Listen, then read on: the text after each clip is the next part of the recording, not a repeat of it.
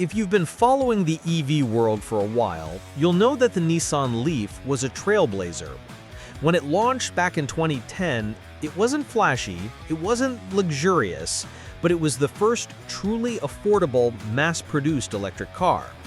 It gave everyday people a chance to ditch gas for electrons, and over the years, more than 650,000 Leafs have found homes worldwide. That's huge.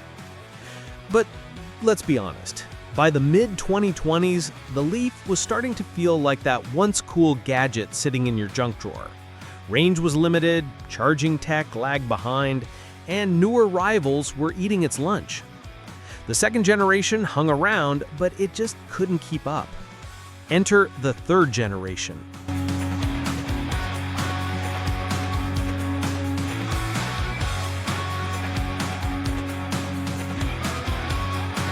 Nissan went back to the drawing board, built the Leaf on a modified version of the Arias platform, and transformed it from a humble hatchback into a sleek, subcompact crossover. And the results? A car that promises over 300 miles of range, fast charging straight into the Tesla Supercharger network, futuristic tech, and pricing that seriously undercuts the competition. So today, we're going to break it all down.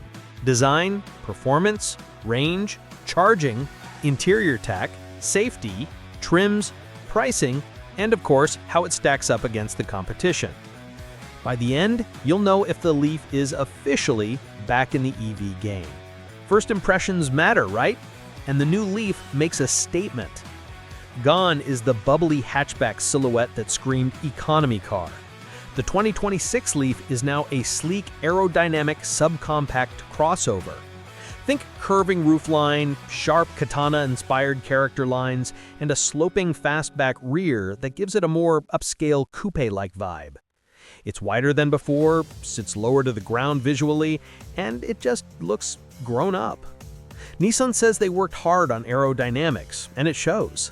The drag coefficient is down to 0.26, thanks to things like flush mount power door handles, concealed rear handles, active underbody panels, and a big 45-degree rear spoiler. Not only does it look good, but every curve and angle is tuned to squeeze out more range. Around back, the new 3D LED taillights stretch across the rear in a futuristic light bar, and you can option stylish two-tone paint jobs, like Seabreeze Blue with a contrasting black roof. Wheel choices range from simple 18-inch steel covers on the base trim all the way up to aggressive 19-inch alloys on the Platinum Plus. Step inside, and the redesign continues. The cabin is minimalist but functional. There's a flat open floor, slimmer console, and materials that feel more premium than the outgoing Leaf. Rear passengers finally get more knee room, and cargo space maxes out at 55.5 cubic feet with seats folded. Not bad for this class. Of course, there are still compromises. Taller passengers may find rear headroom a bit tight under the sloping roofline, and unlike some rivals, the Leaf still doesn't have a front trunk. But overall, the redesign signals a big step forward. This isn't a quirky econo box anymore. It's a sharp-looking EV that feels modern inside and out. Alright, let's talk power. Because even though the Leaf has always been about affordability and practicality, enthusiasts want to know, how does it drive? Under the hood, well, under the floor, the Leaf offers one powertrain option, a single front-mounted electric motor. On most trims with a 75 kilowatt-hour battery, you're looking at 214 horsepower and 261 pound-feet of torque. The upcoming base model with a smaller 52 kilowatt-hour pack will dial that down slightly to 174 horsepower. Now, is this going to outdrag a Tesla Model 3 performance? Absolutely not. But for what it is, the Leaf is surprisingly quick. Independent testing clocked the Platinum Plus at 0 to 60 in about 6.9 seconds. Top speed is capped at 102 miles per hour, again not built for Autobahn runs, but more than enough for American highways. The suspension has been retuned too. It soaks up city bumps really well and delivers a comfortable ride. But push it hard into corners and you'll feel some body roll. Handling is secure but not sporty. Think planted and easygoing rather than razor sharp. Lateral grip measures around 0.83 G, which is an improvement over the last gen, but still behind hot-handling rivals.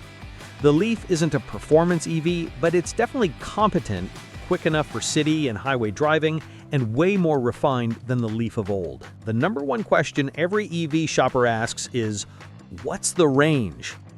The 2026 Leaf answers that in a big way. With the 75 kilowatt-hour liquid-cooled battery, you're getting an EPA-estimated 303 miles of range on the S Plus trim. On long highway stretches at 70-75 miles per hour, range drops a bit, but you're still comfortably over 250 miles in most conditions. So the Leaf isn't just competitive. On the lower trims, it's actually leading the pack. The 2026 Leaf comes equipped with dual charging ports, a standard J1772 for AC charging at home, and a native NACS port for DC fast charging. That's right, Nissan has gone all in on the Tesla connector, meaning you can plug directly into the Tesla Supercharger network with no adapters.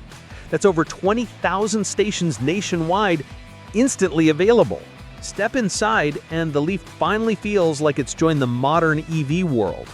On the SV Plus and Platinum Plus, you're greeted with dual 14.3-inch displays, one serving as a crisp digital gauge cluster, the other as a center infotainment touchscreen. The S Plus gets slightly smaller dual 12.3-inch screens, but still feels plenty high-tech for an EV entry.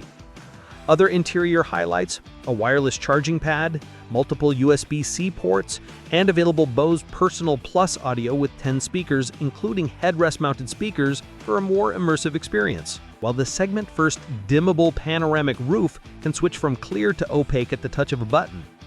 Seats use Nissan's zero-gravity design for long drive comfort, with heating available in both rows on higher trims.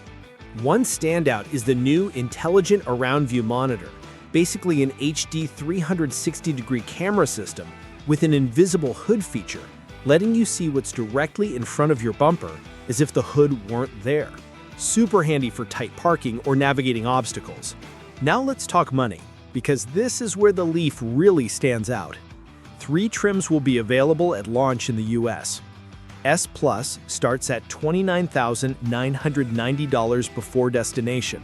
Add in the $1,495 delivery fee, and you're looking at just over $31,000. That makes it the most affordable new EV with over 300 miles of range. SV Plus, priced at $34,230 before destination, about $35,700 delivered. This adds the dual 14.3-inch Google screens, heated seats, alloy wheels, Bose audio, and a wireless charging pad.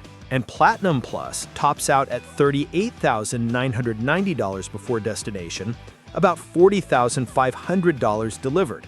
Fully loaded with 19-inch wheels, the panoramic roof, ambient lighting, heated rear seats, and those 120-volt household outlets. And remember, depending on where you live, the Leaf may qualify for the full $7,500 federal EV tax credit and even more state incentives. Where the Leaf falls short is versatility. There's no all-wheel drive option, no frunk, and its handling isn't as sharp as some sportier rivals. If you need maximum space or off-road ability, cars like the Ioniq 5 or Model Y might be better picks. But if your priorities are range, price, and everyday practicality, the Leaf has arguably reclaimed its crown as the budget-friendly EV king. So if you've been waiting for the right moment to go electric, the 2026 Nissan Leaf might just be the perfect spark to make that jump.